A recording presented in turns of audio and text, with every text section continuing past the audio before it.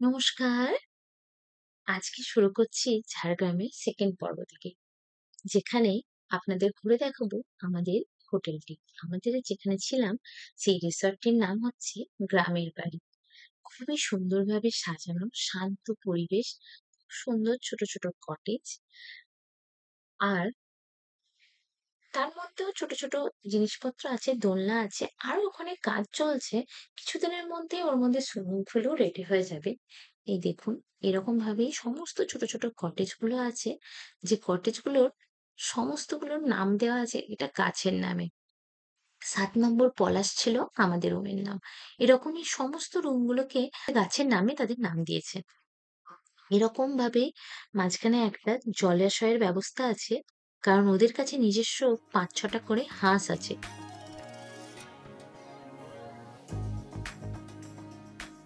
এই দেখুন, এই হাঁসগুলো যেন ফ্রি ভাবে চড়ে তার জন্য সেখানে একটা জলের ব্যবস্থা আছে। তার মধ্যে দিয়ে আবার একটা যাওয়ার ব্যবস্থাও আছে যেটা খুবই সুন্দর। এখানে গিয়ে আপনারা অনেক, অনেক, অনেক ছবি তুলতে পারবেন। খুব সুন্দর জায়গাটা। তারই সঙ্গে এখানে আছে এভাবে রাখা খরগোশ। এগুলো হোটেলের মধ্যেই আছে। মানে রিসর্টটার মধ্যেই আছে। এই দেখুন হোটেলে খরগোশগুলো আবার তাকাচ্ছে আমার দিকে। মানে ছবি তুলতে চলে এসছে। দেখছে ছবি তুলছে তো ও চলে এসছে। আর তাছাড়াও অনেক, অনেক গাছ দিয়ে খুব সুন্দরভাবে সাজানো। এই দেখুন রিসর্টটা এভাবে ছোট, ছোট কটেজ, কটেজ রুম। তার মাঝখানে ওভাবে জলাশয়। চারিদিকে প্রচুর, প্রচুর গাছ লাগানো। এটা হচ্ছে dining area. Open dining area. এ সাইডে কিচেন এরিয়া আছে ওদের। ওখানে একটা লাইব্রেরিও আছে। একটা লাইব্রেরি আছে, গেম প্লেস আছে। এই সমস্ত কিছু আছে। আজকে আমাদের ঝাড়গ্রামে সেকেন্ড দিন। তাই আমরা আজকে একটু ঝাড়গ্রাম থেকে ডিস্টেন্সে বেলপাহাড়ি ঘুরতে যাব। সকাল সকাল রেডি হয়ে গিয়েছি তার জন্য। ব্রেকফাস্টও করা হয়ে গেছে আর আমরা বেরিয়ে পড়েছি বেলপাহাড়ির রাস্তায়। রাস্তাটা মোটামুটি কভার করতে ৪৫ মিনিটের মতো টাইম লাগলো গাড়িতে।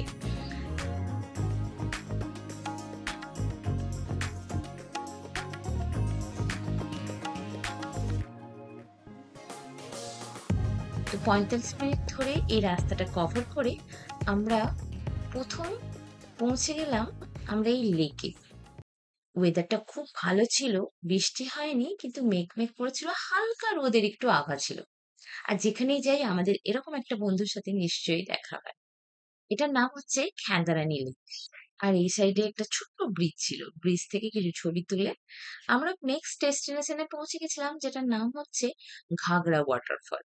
এই ওয়াটারফলটা একটু বিস্তারিত। সবাই অনেকজন ওখানে ছবি তোলার জন্য বিভিন্ন ওই পার এপার যাচ্ছে। খুব একটা বড় নয়। আর বিভিন্ন যে পাথরগুলো আছে তার মধ্যে ছোট, ছোট, ছোট, ছোট করে গর্ত হয়ে আছে। শুনেছি এই জন্যই নাকি এর নাম ঘাগড়া ওয়াটারফল। এই গর্তগুলো ন্যাচারালি হয়েছে।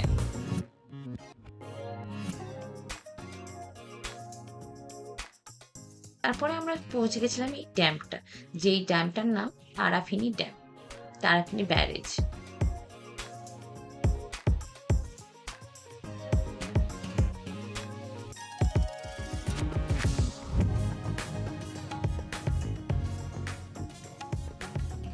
এই ড্যামটা দেখার পর আমরা এখানে একটা পাহাড়ে পৌঁছেছিলাম। এই পাহাড়ের ওপর একটা মন্দির আছে, কেভ আছে।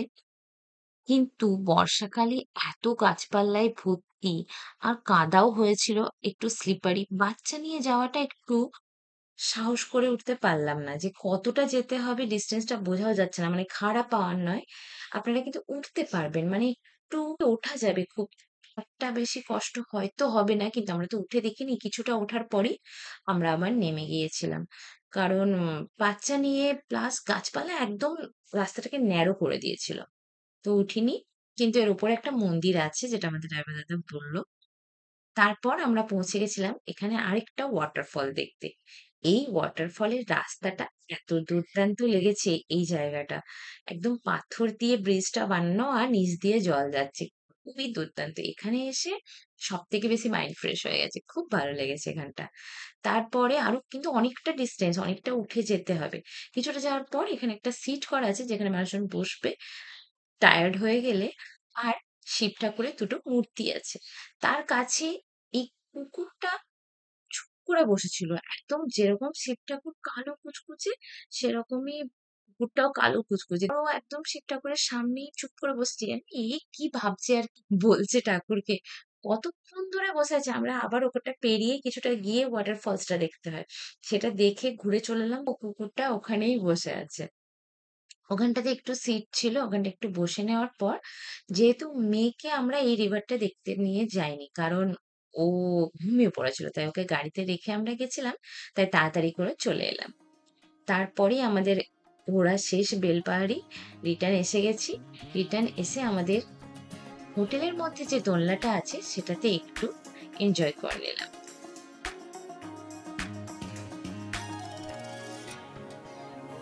বেরোলেই আমরা পরের দিন যাব রিটার্ন।